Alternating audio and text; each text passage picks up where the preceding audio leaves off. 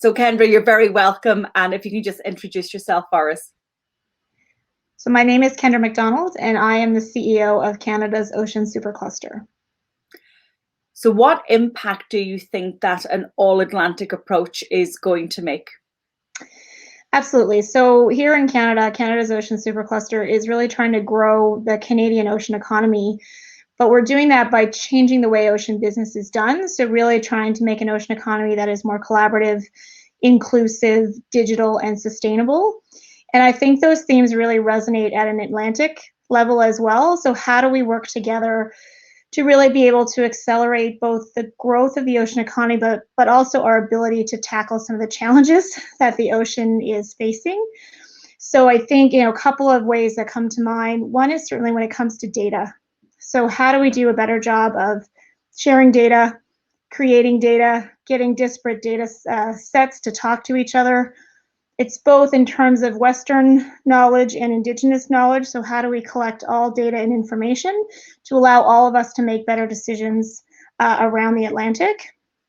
And I think the second piece is being able to build off each other's strengths. I think there's lots of unique strengths in this Atlantic region. So how do we learn from each other in terms of science, in terms of research, as well as in terms of innovative thinking?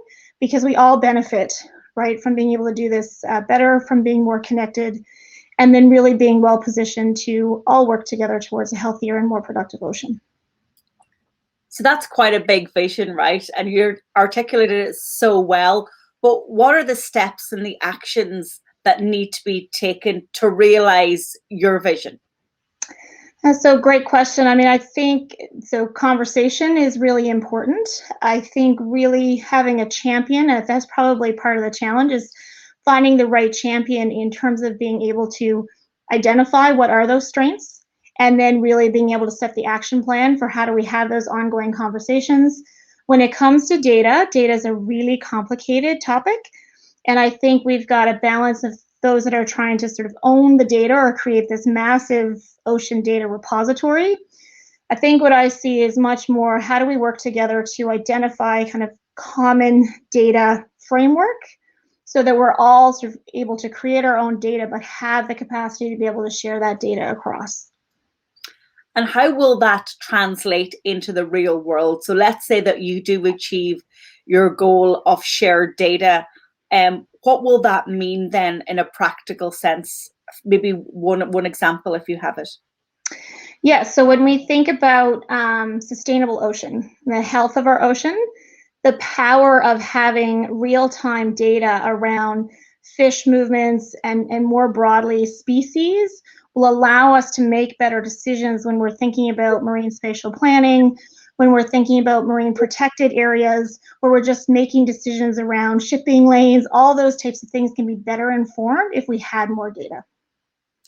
And do you think that we are closer or further away from achieving that goal?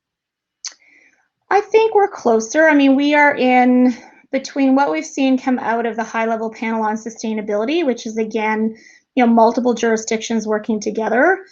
If we look at the UN Decade of Ocean, right, and the importance of data as part of that conversation, I think there is a general awareness of both the importance and the power of data. I think we're still trying to figure out, again, we all agree on the power, but then how do we operationalize making it happen? But we are definitely closer because I think everyone gets it. We're just trying to figure out how to then get it there.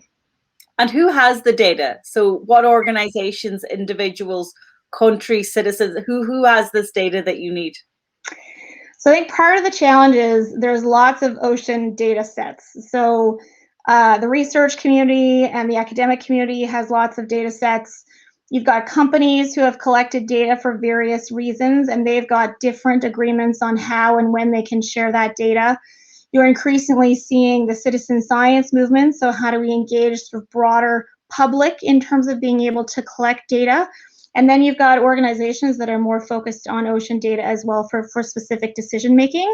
So that's a bit of the challenge. So we've got two challenges. One, there's so much of the ocean that we still don't understand that is unmapped. So the whole seabed mapping initiative.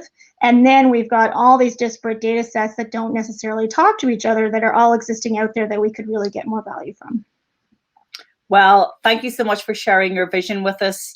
And no doubt that when everybody comes together at All Atlantic 2021, this topic is going to be one of those that is going to continue over the 3 days, but beyond. So thank you so much, Kendra.